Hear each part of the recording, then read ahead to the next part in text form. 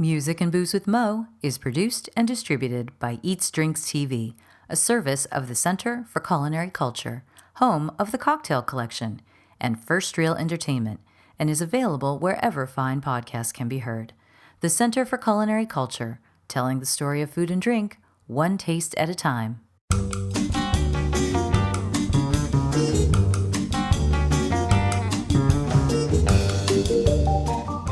Welcome to Music and Booze with Mo. I'm Mo Herms, and I've worked in the music industry most of my life, so have met some pretty amazing musicians over the years. I also love a good cocktail, and I've encountered some really interesting bartenders as well. It seems that there's a lot of crossover, so when I can, I like to talk to musicians and bartenders about music and booze. Join us at the bar, won't you?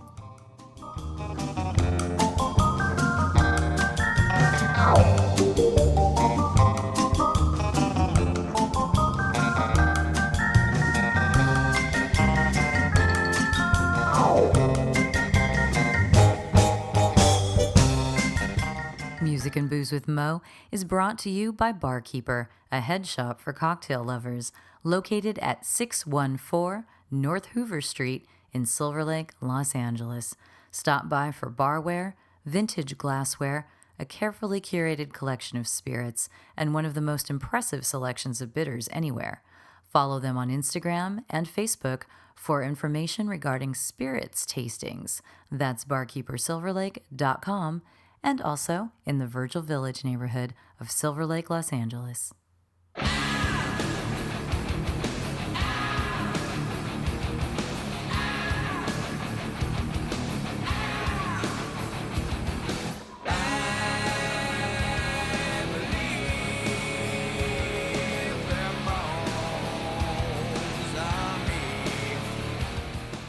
If you've spent any time listening to this podcast, you know I love me some agaves. I mean, I love all the spirits, but let's be fair, agave is my favorite.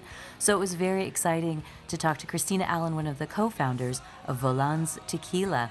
I spoke with her at her home in Guadalajara, but she also lives in Boise, and she's from Mexico, and tequila was a huge part of her and her family's life, as it is for a lot of people in Mexico, and she was only too proud to come to the States and spread that knowledge here. But that's not why she came to the States. She came here to learn how to be a sound engineer, and she did that successfully for 15 years in this country, and 5 of those years were spent mostly on the Sunset Strip. Kind of a huge accomplishment. It's a big accomplishment to be in the music industry and the spirits industry as a woman, so I really enjoyed talking with her about how she managed both, and it's gonna get metal. Very metal. Okay, so my name is Cristina Avila in Mexico, but I married an American man, and some people know me as Cristina Allen. And I am the owner of a tequila brand, Volans Tequila, delicious, but I am a former sound engineer, and I was a sound engineer for over 15 years doing live sound. And your whole family is musical, aren't they? I mean, I see drums behind you. I see guitars behind you. I know that, I think, wasn't your husband also in music as well, or live entertainment? Yes, that's how we met. We both went to the same school in Los Angeles in 2004, 20 years ago. Mm-hmm. Oh my goodness, that's so amazing. Yeah. So I want to ask about the music stuff because you've been very involved in it for a really long time. But I think maybe just because of what we were talking about before, maybe we should talk about the tequila thing first, because you are a woman in the agave industry. And I know that that's something that has been a little tough for women to be the face of agave for a really long time. I know more recently I'm seeing more women who are representing for agaves. But how did you get involved in distilling tequila? Okay, so we have a master distiller. His name is Felipe Camarena. He's a legend in the industry with many generations producing tequila. But I would say that I consider myself a tequila ambassador for many, many years, since pretty much, my early teen, no, my early teens, my late teens, my early 20s, where I started traveling, and people were like, "What are you drinking?" "Oh, tequila." "Oh, tequila. Are you like you can get drunk, or they Oh, will the just make worm. faces, and I'm like, oh yeah. I'm like, I love tequila. Like when I left Mexico, I was in shock that a lot of people were so afraid of tequila. And so I acquired a taste to tequila at a very young age, and I always enjoy the flavor. Um, Clearly, it was a sipping, experience for me, not a shooting. Hmm. So maybe that's where people didn't think that, I could drink more than one drink because I wasn't shooting. I was sipping the tequila. And so years later, after many, many things happened, because the music started before, right, for me. Then my family, my husband, his mom, my father, and I just kind of started the project. Until recent years, just my husband and I are taking, all the process from like sourcing the supplies. We live in Mexico here, so we source all the supplies. We are directly in contact with our producers. We go once a week to the distillery. We are very, very much involved, just the two of us in the brand, and we sell in the U.S., Mexico, and Canada. Um, and yes, now finally, after so many years of me convincing people that tequila is great, now I can finally share a personal touch on brand, which is Volans or tequila. That's amazing. So how did Valence get started, if you don't mind telling me the history of the brand? Yeah, so we started around 2015 planting agaves. My father was an agave producer in the 90s when I was a teenager. So he was already involved in the industry as an agave producer.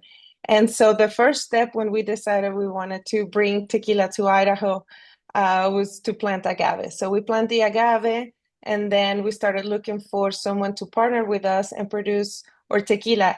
Back then, there was not a lot of conversation around additives. I feel like that's a Mhm. more it's a newer Recent. Yeah. conversation. Yeah, more Hmm. recent. Back then, what we were kind of focused was on the production methods, which is, when you're cooking your agaves with Hmm. steam in brick ovens and you're extracting the juice with a taona, or when you fermenting in open air with natural yeast and distilling with copper. So that was kind of like the focus of our brand. Um, a couple years after, then the additive free movement started happening and things like that. But as right now, we are focusing more on the things that we actually do than the things that we don't do, which when you're producing tequila the right way and it's made slowly with care, Hmm. you don't need to add anything, right? So for people that are not very familiar with the things that I'm saying, this is just pretty much like a natural wine, Hmm. or just something that is made with great quality, great process, and that's it. What's the role that agave has played, or I should say tequilas have played in your family? Because your dad's in it. I think I remember reading that you got your husband into it. I grew up in San Diego, so I was close to the border, and so a lot of our friends had crossed the border. We always had tequila around. Tequila was kind of like you. I felt I was always a fan of agaves, and I always Mhm. felt I was the person surprising others by drinking it. I'm like, oh, I'm sipping on some tequila or mezcal, when that was starting Mhm. to come around, or Bacanora, that started coming around and no one knew what that was. And everyone just assumed, oh, you just want to get wasted. It's like, no, no, no, no, no, Mhm. no. And it's nice to see how so many people have come around and really appreciate the agaves and everything. So I found from my friends and my friends' families that it was something that they all shared. They all drank together. And so I was wondering how that was for your family. It was always a part of the Yeah, well, like I said, I brought tequila with me when I moved Mhm. to the US and go to school there. But then Chad and I, with all the years that we've been dating, and finally we got married here in Mexico. Mhm. It's so funny because that was 17 years ago in 2007.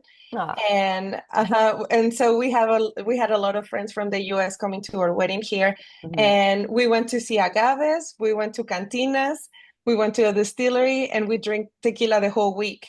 And so it's really funny that our relationship, it really is based on music and tequila. And and maybe I didn't know that this was gonna happen to me, but I feel like we both gonna seek a place in the spirits world. We were very much interested in the science behind it and the process behind it. And obviously in how it makes you feel. It makes you feel happy. It makes you feel like, where you're with friends, you're having deep conversations, or you're dancing and singing. I don't know. I think that tequila for me, it's more special than any other spirit, just for because it's part of my culture and just the way I feel when I'm drinking a Hmm. good, Mexican spirit. Hmm. So when you came to the States, you came to study sound engineering. Is that why you came this way? Yes. So when I was younger, I went to school in Barcelona. I was 19. Oh. So that was after high school. Hmm. I went to school there for audio, and my teacher wasn't very nice to me. I think there was a lot of I like have some family from moments where I'm like, Barcelona. what am I? Yeah. Yeah, They I they're mean, a little snobby out there. I love Spain, but me too. And you know but what? yes, I still love I Spain, do but too. this I do person in too. particular, he Yes. wasn't the most encouraging. He was like the opposite of encouraging. He said that I had two big disadvantages. He said, Cristina, you have two big disadvantages. You are a woman and you're Mexican. So I don't know if you're gonna Yep. actually make it in the business. Hmm. And I was 19, and so I'm like, I don't think I took it too seriously. I was like, well, whatever, Yeah, like totally. Well, that's teenager. what you think. Yeah. That's what you think. And years passed, and I mean, that was the only job I've ever had until I started the tequila brand. But I was never involved in anything else other than music and audio. So yes, What made you want I to? changed the story. Yeah, no, no, Mhm. no. What made you want to get into doing audio work? I mean, was it listening to music when you were growing up instead of playing it? Well, or do you play music too? I did. I had a few bands. Oh, So yeah. actually, I have this. I'm going to show you a couple of things here so you can see.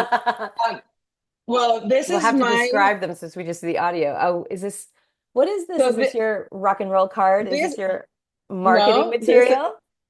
this is my quinceañera invitation. Oh my God. Okay, so the quinceañera invitation So has a woman with big long hair and a total flying V style guitar. so Amazing. yeah, Oh, that's so, since I and that's was same on your business card. no, that's the invitation that you can Oh, get is in the it? party. Oh my God, that's so cute. That is so cute. So you had a rock and So roll quinceañera then? I had a rock and roll quinceañera. Did you play at your own quinceañera? I think I did, but it was really bad. I think I think I tried to play like Green Day or something. Uh, so all my friends had like a disco party and Yeah. well, disco, not like the 70s But yeah, disco, but like a DJ. very Um, pop and yeah, pop with the did dance. you have the great big dress too, or did you have a different kind of Heck dress? no, I was gonna no, say. no. Pass. Actually, I don't even know why I had a party. I was not that kind of girl, It was just to have a but party. my parents, I mean, they It's probably tradition. because my sister had one, so Yeah. I should have Well, had I one. mean, my family's Colombian, but we do still do quinceañera type things too. And even though I was born in the States, my mom still wanted to have some big party for my 15th birthday. So she didn't make it the traditional quinceañera, but she wanted to do something that was a big party, so it wasn't exactly the same, but I could see you wearing something totally different, not those great big ball gowns, but maybe some slinky dress or something. No, you just No. had a big party. I just had a big party. My parents rented a stage, lighting, backline, all the drums and guitars were there. Mm. But I invited my friends that had bands and they came and play. How And that's fun. when I met the sound guy that was running the show. And I said, what is that? What are you doing? Oh, I'm checking the mics and doing Mhm. this. And I'm like, oh, is that a job? Like, I was 14, 15. I mean, Oh, just turned and 15. so since then, just turned 15. And from that moment, I'm like, that's what I want to do, because I was already obviously a music fan, but I wasn't a very good musician, let's say. Yeah. And so, yeah, I pursued sound for a long, long time until I was old enough to leave home and go study. Wow, that's so cool. Because I loved music from when I was little. My parents got me a tiny little the plastic turntable that little kids have, the little toy ones. And I always wanted to listen to records, but I couldn't. I had a guitar and I took guitar lessons, but I was never great at it and everything. I could plunk along. And so instead I just started DJing. I got into radio and I did that and I started music journalism because I could do that. I knew I could do that. So, but I couldn't play music for everybody, but I was obsessed with it. So that was a way I could help. So it's kind of interesting that you did the same thing. You were like playing music, but you're all, oh, I can get really good at this. So, Yeah, I mean, because I'm like, that is just something that I love math and science a little bit. So ah, I felt like that was something that I could learn if I, put the work into it. And so after the party, years passed, and then I had my band which you and I met through my good friend Maria, yes. Maria Cabrero. Yeah. Yes. So I have a Love picture her. of her here. I love her so much. So There you all yeah, are partying. There's a there's picture. Maria and there's me. And you So guys go this is way back. And she's very rock and roll too and throws festivals. well, she's very tiki now, but yeah, Mhm. she's rock and roll. She's my rock and roll girl. Um, yes, well, I had a band in Guadalajara. We were all female band, and she took us play to a She few was different managing you, places around right? Mexico. Yeah. Hmm. Hmm. And yeah, this band was actually these years in Guadalajara were like the best years because there was a lot of music, a lot of independent music, a lot of places to play your own music. You didn't have to like play covers to play, or there wasn't like the music that exists right now. I don't I don't Like enjoy, the reggaeton or oh, something. reggaeton. Yeah, yeah, Yes, there's a lot yeah. of that right now that it's all over the radio. Mhm. And back then, radio stations were still doing interviews and they were making festivals so all the bands can play together. And we were all friends. It was a really cool community. There was a lot of independent music That's back then in awesome. late 90s, early 2000s. Well, when did you start playing music? But when you first were trying, you said that, when you had your quinceañera, you're like, I think I've maybe played a Green Day song. But when did you Yeah. start playing music? How young were you? Well, at 14, I was already in like electric guitar class. Yeah, so you had started um, before that. What made yeah, yeah. And then after, you? when I started high school, I went to this high school that was incredible. It was you can do high school with an art that you decide Oh, cool. to focus. So it could be dance or painting, theater, or music. So I was in music, but it was classical music. Mhm, So, you learn to read music mhm. and sing and play an instrument acoustically, like piano, violin, guitar, acoustic guitar. But all my friends in that school were like super alternative, super, like we were all super friends. When I hear people talking about like, oh, the popular, couple of the high school, I'm like, I didn't have any popular people. We were all Yeah. popular. We were all Nice. friends. Yeah, there was no like, what is she wearing? There was none Mhm. of that. The crazier, the better. Oh, We were that's so just like a great. bunch of insane people, really loving each other. That's a proper art Um, school. Yeah, that's a because proper ask. everyone appreciates their artistic individuality and works with each other on that kind of stuff. I've had some friends that went to schools like that, and it seemed to be such a rewarding experience for them coming out with friends who they create things together, like forever. And another thing, and I really hope that some of the newer generations understand that if they feel different, there is always a place for them to go Mhm, and be mhm, themselves. mhm. Because I always felt different, I always like, why do I like like men stuff. Like I was like a tomboy. Why do I like to wear combat boots and not Mhm. heels? Or wear, like so. I wanted to be myself, and in this place, I was able to do that. And especially with music, I feel like I learn a lot from my other friends. Mhm. What was the first band or song you remember just falling in love with? The first time you got obsessed with music? Do you remember? Yeah, of course. Well, Led Zeppelin has always been kind of like Oh, my wow. very, very first, very like when you're 10 or 11, and Hmm. then you start. Um, so definitely Led Zeppelin. And then I went to see Jimmy Page and Robert Plant when I was 13, I Oh think. my God, really? Wow. Yeah, they had a like a world tour. So we went to Mexico City with my dad. Um, so, babe, I'm gonna leave you, maybe, Mm. like because I was like all the music that I used to listen, something had something special about it, but I think, baby, baby, I'm gonna leave you. And They you were were like a just kid that singing part. I'm that like, song. yeah, yeah, and yeah, it was just so intense that I'm like.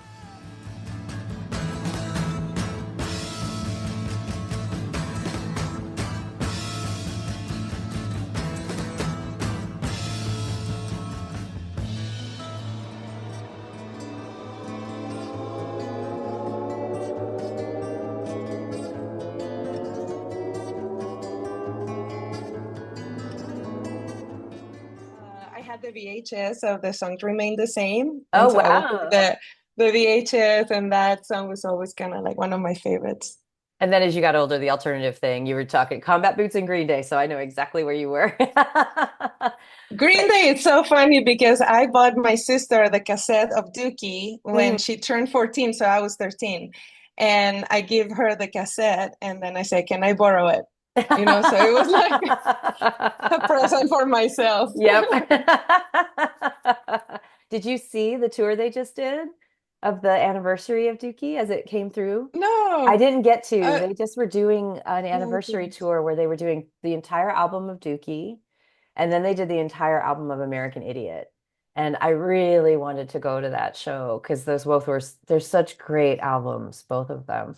So I was wondering, since you keep bringing, since they've come up with you a couple times, I'm like, oh, maybe you got to see them when they came through. No, I Do you missed play it. Green Day for your kids? Yes, my kids, they also listen to rock and roll. So, yeah, Yeah. yeah, no, there's not a lot of pop music around my house.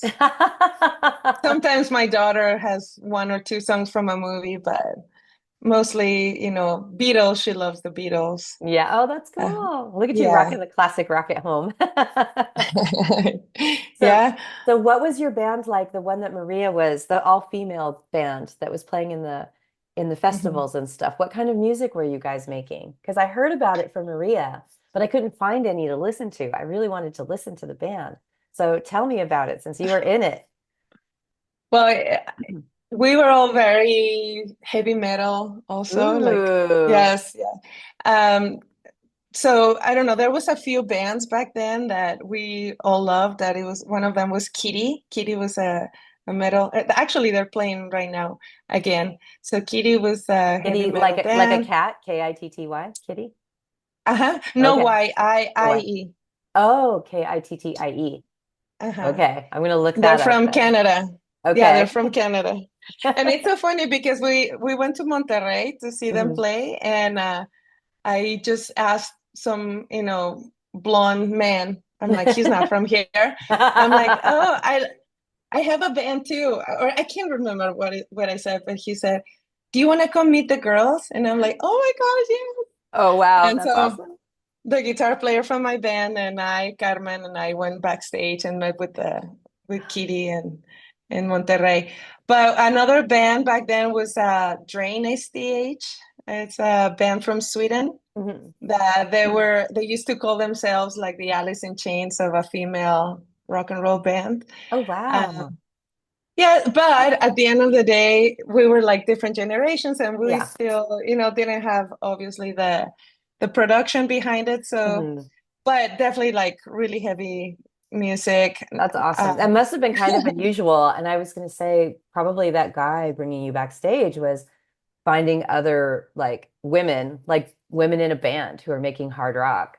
It still seems, I don't want to say a novelty, but I mean, there's more of it now, but especially at that time, it's like there were never tons of women making heavy music, making hard rock like that. So it must have been great for them to meet someone in Mexico who was doing that.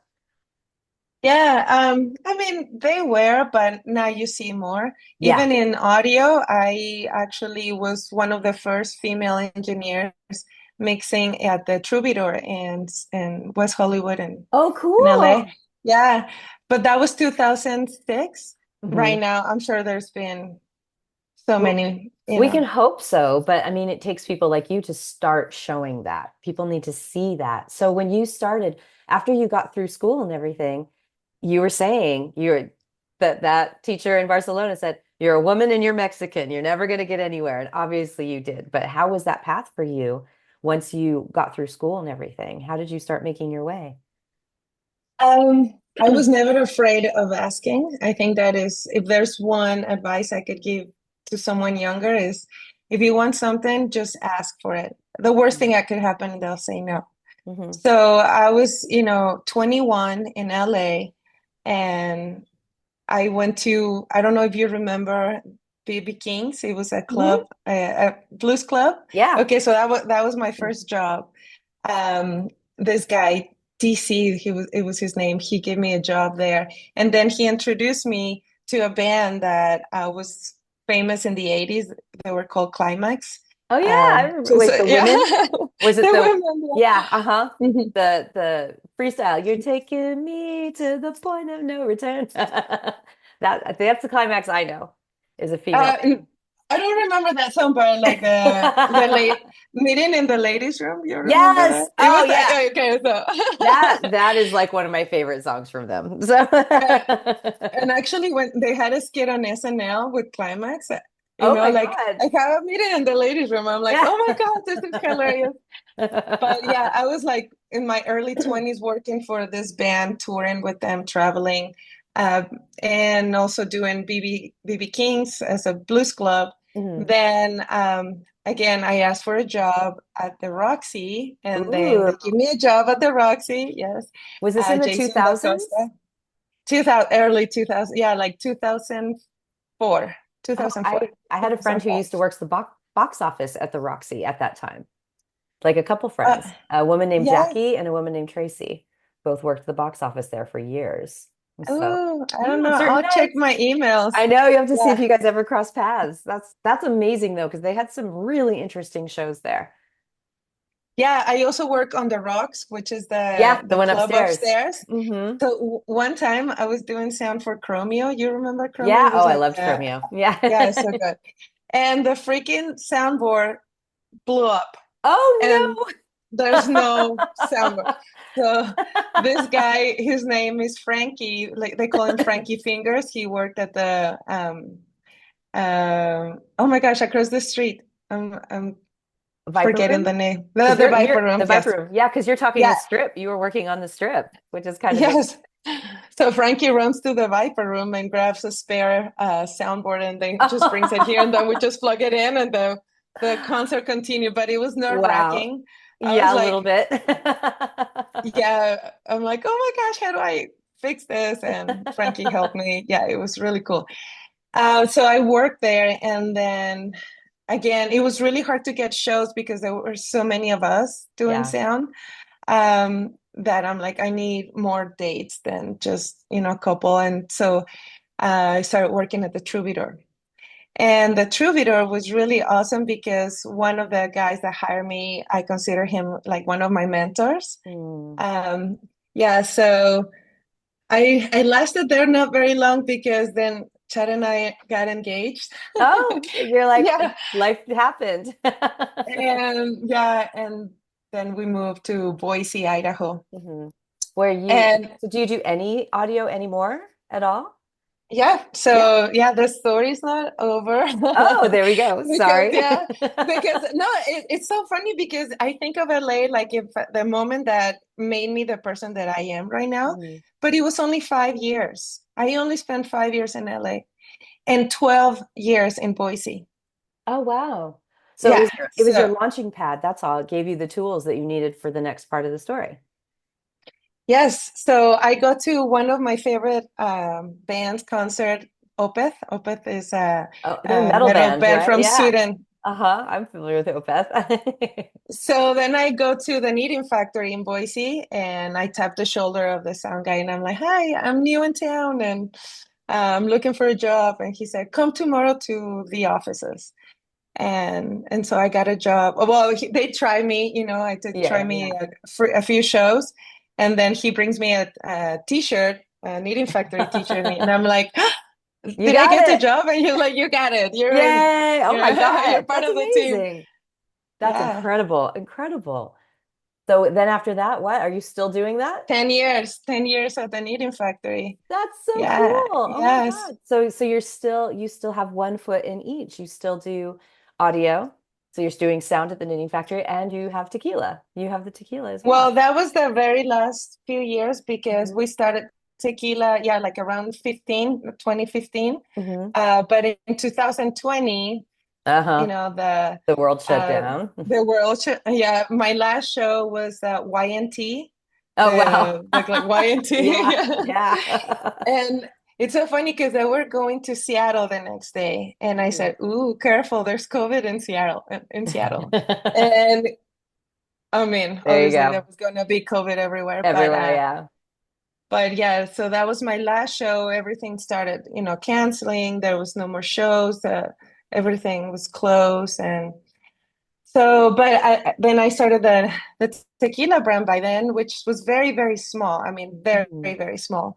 We just started with like Idaho as a control state selling tequila there because that was Mhm. the whole idea. Let's just sell something that I know is good quality in the state where we live. And Mhm. then from there we took into different states. But it was all during 2020 that we opened more distribution doing Zoom meetings. We Mhm. didn't have to travel much, but everybody was connected. And yeah, years later in 2000, actually, it was 2021 when we moved back to Guadalajara. So Oh here I am back wow. here. Oh wow. That's so amazing. So Guadalajara is I mean, it's your home base and it's where the distillery is as well.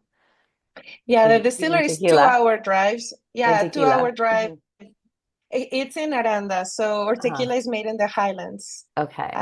So it's Jesus Maria. It's like 20 minutes from Arandas. Hmm. And yeah, we go there often, but our office, and let's just say like the whole operation is from Mexico. We also made the decision a while ago that we were gonna hire a lot of people from here from Mexico. Hmm. And we've been doing that.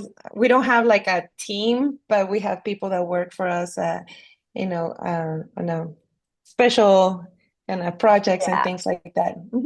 That's amazing. It's such an accomplishment too, and it's so wonderful to see. I know there are many people involved, but it makes me really happy to see a woman, leading, being part of the lead of, of this company. Because like I was saying before, it's been such a long time. Now I'm seeing more and more women in front at Agave, with agave distribution, agave, all of this, and it's really wonderful because agave is for everyone. Everyone can drink it and it's delicious. So you have excelled in two career paths that have been traditionally men only. And it's really wonderful to see that. And I'm so happy that we can share this with other people and hopefully inspire other folks, to do this kind of thing. Thank you. I really want girls to know that you can do any job you want. Yeah. And on a special day like today, I feel like I'm even more empowered to Hmm. to feel hopeful for the future because I did have a lot of moments where people were looking at me like, "Oh, you're gonna do sound for me?" Because I was a Uh-huh. house engineer. Hmm. So the tours, it was mostly like touring bands that would come Yeah. and oh, you're doing like, where's the guys, right? Yep. I freaking saved their asses so many Yeah. times, you know? It was just, Totally. I'm like, dude, why do you think I have this job? I know, Yeah, totally. because I know how to do it, but I wouldn't Uh-huh. say anything. I was No, no, no. always very, very, I don't like to You just be, do your like job. obnoxious. Yeah, I Yeah. would just like, You whatever. do your job, and Uh, then when it's over, they're like, "Oh, that was great."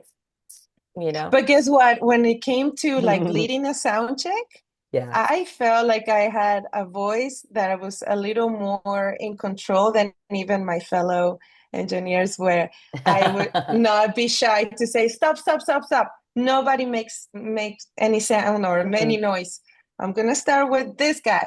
Now, when it's your turn, you can play, but right now you need to be You need to quiet. wait. Yeah, you need to wait. So and I remember like the roadies guys. I was always very close friends with all these dudes. I Yeah. love working with men too. I'm not, Yeah. No, you same know, actually. yes. Hmm. And they're like, "Oh, Cristina, I can't believe you shut him up." And I'm like, "Well, how am I supposed to, Get anything check done. instruments or a microphone when they're all making noise at the same time?" So yeah. So have you used that voice on your tequila side as well with Valens? Have you also used that voice there? I think so, but at the same time, I don't know, like I almost hate to talk about me But so in I was gonna in say that it's just a little sense, more because collaborative by nature. yeah, the one thing that I can tell you is that I respect the work that everyone does, Hmm. that I would never ever say that I did this or I Hmm. did that when I didn't. You know what I mean? Got Like it. Hmm. yes, I always honor the hands that been, working, Hmm. making something. And though I am appreciative, I am grateful for them. And I always tell them that. And I feel like they like me because of that. Yes. Hola, Cristina. They see Yeah. me at the distillery. Cristina, hola. And everybody's waving at me.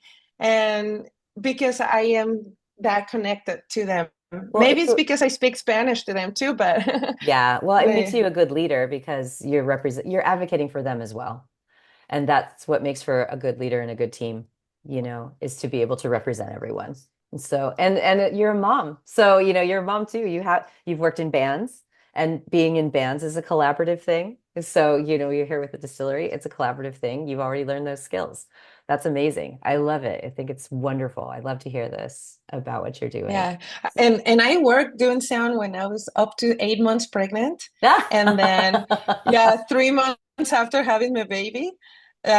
Obviously, I wouldn't be able to do this if it wasn't because Chad was so Yeah. supportive the Hmm. whole time. But yeah, like I was with my big belly, wrapping cables. And the only thing I didn't do was pick up the speakers or the monitors. Uh, but then after I had kids, I went back to work. These are things that men don't think, but I was Mhm. nursing and it was like really long hours. And by the end Yeah. of the show, I'm like, I need to go home, So tired. because yeah, no, like breast Oh, you milk. had to you had to pump? You're like, I'm gonna just relieve some of this pressure and be right back. Yeah, no, no, it's so. But like again, it's just my own secret that I just revealed. But you're not the only one. That's the thing. And it's good for women to be talking about this sort of stuff and for other people to be aware of the realities of these kinds of situations. So I love it. That's so great. Just go into the back room, feed the baby, come back out, take care of the bands. Very rock and roll. I love Yeah, it. It's very metal, well, actually. it's very metal. It's very Oh metal. yeah, yeah, no, no. So I have to ask you, when you are relaxing and sipping some of your Valence tequila, what are you listening to these days while you're relaxing? Well, when we moved here, we left all of our records in at home, and Mhm. we started collecting more music and trying to play or I mean, sometimes it's easier to stream, but like Mhm. if you Mhm. want to just kind of sit with a glass of tequila and like set the mood and everything, we like to have our vinyls. I know it's And best with the vinyl, right? To just sit there and just listen. It's warm. There's something, and just to turn it over. I love having vinyl on when I'm drinking like that. Mhm. yeah, and in our generations, we used to remember what song was next, Uh-huh. on a full album, or like read the thank you. I Yeah, would read read the like, liner what do they notes. think? yeah, like who are they thinking, and the lyrics and the Hmm. art, and I miss that, you know, you don't get that with a phone and streaming music. So we have, you know, the same old music that we've been listening to, because as you notice on my playlist, I'm very much very 90s girl, but um, you know, anything new, I don't know. I would say like the new Doesn't have to be Mastodon new. album is my one of my favorites, Ooh. Hush and Grim. Like I can listen to the whole thing over and over. I love it. And you know, we have our old albums of like the Screaming Trees, or Mm. uh, you know, Alice in Chains, and what else do we have? I mean, we have all old, obviously, like Beatles and Led Zeppelin, and Hmm. um, I try to find some of the albums that my dad used to have, Hmm. just so I can listen to them again, because he he Yeah. destroyed them. So, Yeah. and I don't even know where they are, but he had a really nice collection. So yeah, we try to listen to a lot of different music. On Sundays, we like to play some jazz, but maybe on Sunday we're not drinking, because we drink the weekend. I don't know. It, It just, mhm. in general, I feel like a lot of 90s music Mhm. we enjoy, but um, I can't Yeah, think of I'll have right to. now. No, you thought of a whole bunch. What are you saying? That was that new Mhm. Macedon though. I'll have to check out because they've been solid for. I mean, how long has Macedon been around? Like Yes, 20 late something 90s. years. Yeah. Yeah, they've been around a long time, almost 30 years, and they're always solid. They're always so good. So, all right, So well, this good. sounds like a good place to wrap everything up. So, I think if you want to tell people like the website or Instagram or any of the social media where they can find Volans, Volans is available throughout the states. Like I know I think it's at my local Total Wine. So people should Yeah. be able to find it, right? Do you have na national distribution in the US at this time? Well, we have different distributors, and each state is different, Yeah. but we are now almost 28 or 29 states. Yeah, So it's a yeah, lot. lots of places, yeah. Of And so yeah, you know, if you go to a bar, please order my tequila, because you're gonna love it, and that shows support. And we're working really hard to be more in more bars, Mhm. more on premise. So you know, when you go to a place and there's good music, you're also having something good to sip on. Yes. Yeah, and social media, it's Volans Tequila on Mhm. Instagram. Same with the website. You can read our story. It's Mhm. on the website. And my personal is Cristina Volans. I think some people think that that's my last name, but yeah, Cristina Volans. What did the name Volants come from? I should have asked Volans that is the earlier. yeah, it's okay. Volans is the constellation of the flying fish. Oh. Yes, we are a brand that is inspired by nature. We see a lot of great things in nature. We want to conserve our planet too. We're very much focused on sustainability and good practices. Mhm. We want to be a responsible uh, company. Mhm. And Volans just came because my husband's family is in fly fishing Ah. in Idaho, and we wanted to just have something that represented a little bit more of his side, with the Mhm. something. It's not a trout, you know, because they fish for trout, but Mhm. it is a flying fish, and we just think that a global name like Volans, which is a name that means the same all over the world, was Mhm. a good way for everyone to be identified with the brand. It was a very, very tough job to find a name. Always And is. yeah, so it's not in English, it's not in Spanish, but Mhm. it's just something that anyone, if they find the meaning, they can be like, oh, it's just a constellation, you know, Mhm. and you can see it in the southern hemisphere, and it's Mhm. just beautiful. Oh, thank you so much. I love that story. I loved talking with you about all of this, and it's always nice to meet another rock and roll lady. So Yeah, thank you we need so to go much. to a concert Oh yeah. together. No, I need to get down to Mexico so I can go to a concert with you and Maria because that would be so much fun. So much fun. I'll bring my Harley Davidson Oh, boots. it's happening. Yes, We're we'll gonna get do it. there.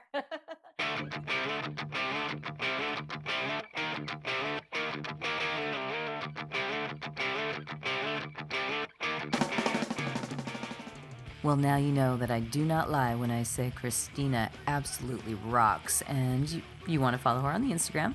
It's either at Cristina, C-R, no H in there, Cristina Volans, V-O-L-A-N-S. And you can also follow Volans Tequila. Check out their website to see if they are available in a town near you. It's quite tasty stuff. I do enjoy it. And I'm so grateful that I got to talk to mi nueva hermana. Hopefully I can, hermana nueva. My Spanish is so bad. But I hope that I can get down to Mexico at some point and we can all go see some rock and roll together. Who knows? You can tell we were feeling a little hopeful on that one. Not feeling quite so hopeful now. Maybe I'll just move in with Cristina for the next 4 years in Mexico. Kidding, sort of, a little bit. Anyway, hope you enjoyed that and have yourself a sip of tequila.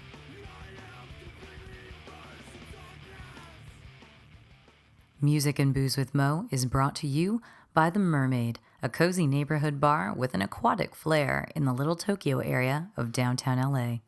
Open 7 days a week, featuring tropical cocktails and snacks, The Mermaid also has a daily happy hour from 5 to 8 p.m. Follow The Mermaid on Instagram at TheMermaidLA to hear about upcoming events and check them out at themermaidla.com. Head to 428 East 2nd Street, Los Angeles for a drink. Thank you for tuning in to our barroom chats on Music and Booze with Mo. For more info about today's guest, or if you want to connect with me, check out my Facebook page, Mo Herms. Please subscribe to the podcast and feel free to tell all your friends about it. While you're there, give the show a rating and a review. It really helps to get the word out. If you want to hear the playlists our guests have curated, search She Be Mo on Spotify, SHEBMO. Find pictures of the interviewees and the cool stuff they create on the Music and Booze with Mo Instagram account. Lower your expectations and join us at the bar. Till next time, cheers.